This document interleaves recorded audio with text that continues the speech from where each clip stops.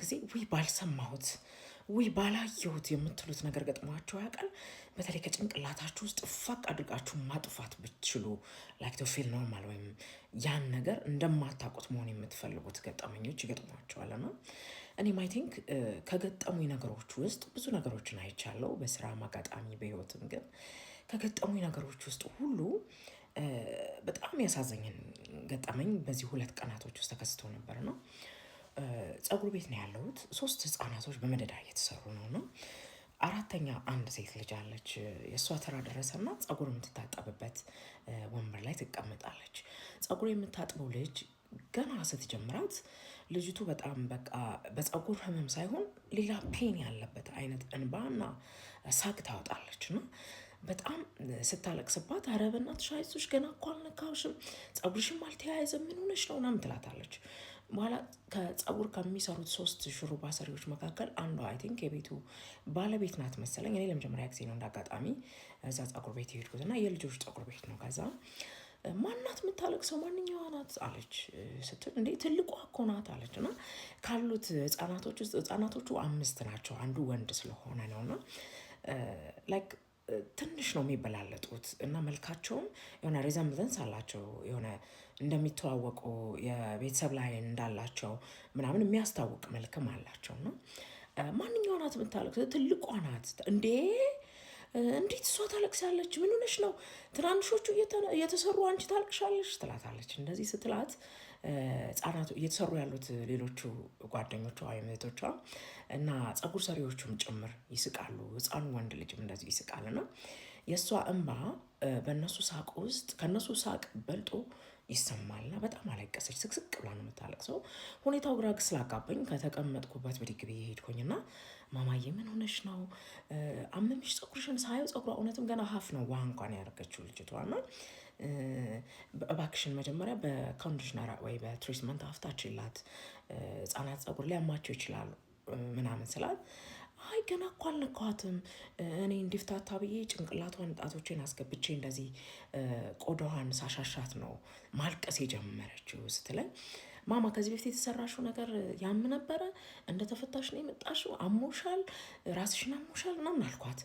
እና ትከሻዋን ነካ አድርጌ እግሯን እንግዲህ ብዙ ጊዜ ሲታጠቡ ወደኋላ ስለሚሉ እግሮቿን ነካ ነካ ሳረጋት በእጇ እጄን ፈልጋ ያዘችው እና በጣም አለቀሰች። እና በጣም ግራ ገባኝ።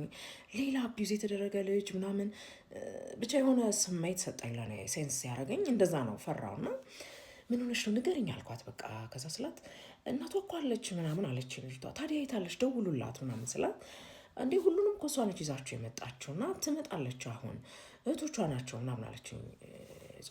የፀጉር ቤቱ ባለቤት መሰለችኝ። ከዛ ያው ታያት ነው አደለ? በቻይንኛ ነገሩ እንደዛ ይሰማቸዋል።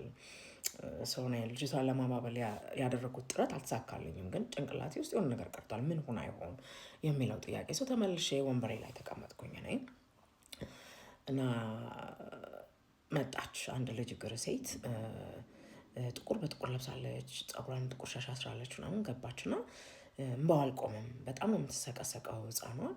መጣችና ምን ሆነሽ ነው እንዴ አንቺ እንዴት ታልቅሻለሽ? ልጆቹ ሳያለቅሱ እነሱ እንኳን ተሰርቶ ጨረሱ እኮ ምን ሆነሽ ነው ምናምን ብላ ትንሽ ጫን ብላ እንባዋን እንድታቆም በሚመስል ሁኔታ ትገስጻታለች። ትንሽ ደቂቃ በፎጣ አይኖቿ እንደዚህ አርጋ ጨፍና ትይዝና እሷንም መልስ አልመለሰችላትም፣ ታቀረቅራለች። ከዚያ መታጠብ ትጀምራለች ምናምን።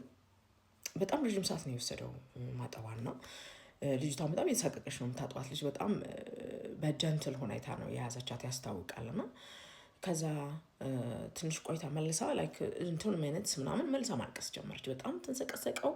አይዞሽ በቃ አይዞሽ እሺ ትላታለች።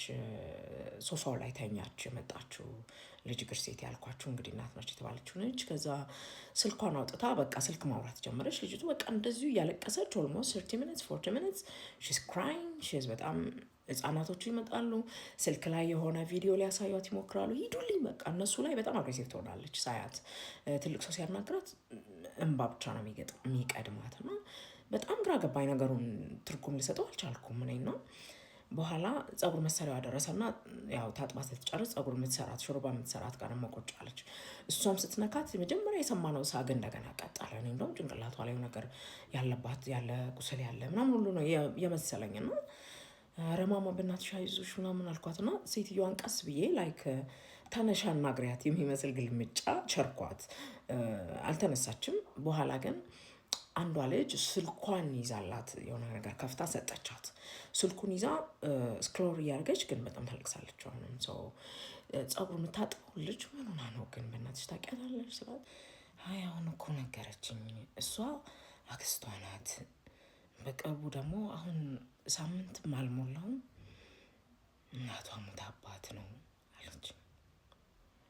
እግዚአብሔር ምስክሬ ነው። መሬት ልሁን ሰማይ ልሁን አላውቀው እንዴት እንደዞረብኝ የእውነት ነው የምላችሁ። ብዙ ነገር አሳዝኖኝ ያውቃል፣ ግን እንደዛ ቀን ልቤን የሰበረው ነገር የለም። ምን ታደርጋላችሁ? እግዚአብሔር መቼም አይሳሳትም። ልጆች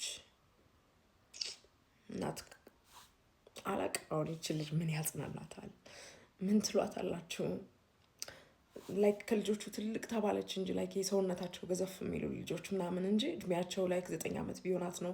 ሌሎቹ 7 8 ናቸው። እንደዚህ ማለት አንዷ ደቅቅ ያለች ነች። አንዳንድ ጊዜ ያለ አይደለም ሚስትሬት የሚደረጉ ልጆች ሰውነታቸው ገዘፍ ስላለ ምናምን ካያችሁ ሰውነታቸው ቀጨጭ ያለ ትናንሽ ሲሆኑ ደግሞ እንደ ህፃን ትሬት የሚደረጉ አሉ አይደል? ሴም ቲንግ ነው ፊል ያደረኩት እሷ ላይ። ከዛ ደግሞ ይሄንን በርደን ተሸክማ ምን ትላላችሁ? ዋት ዩ ዱ? አሁን እኔ ቦታ ብትሆኑ እንዲህ አይነት ነገር ብታዩ ወደ ቤታችሁ ነው የምታመጡት። ያንን ልትመልሱት አትችሉም። ማንም ቢችልም አይመስለኝም። ግን ወደ ቤታችሁ ታመጡና ታስባላችሁ። የወለደ ሰው መኖር የሚያጓጓው ለልጆቹ ይመስለኛል። እናት በተለይ ልጆቿ ራሳቸውን እስኪችሉ ቢያንስ ባትሞት እመኛለሁ። እና ምን ታስባላችሁ? እንቅልፍ አይነሳችሁ? ልጄን ጥዬ ብሞት ልጄን ማን ያሳድጋታል? አባቷ፣ አያቷ፣ አክስቷ ልጄ ምን ትሆናለች? እንዴት ትሪት ያደርጓታል? ጂሰስ ክራይስት። አንዳንዴ ሴት መሆን ግን ከባድ አይመስላችሁ? እስኪ ምን ገጥሟችሁ ያውቃል?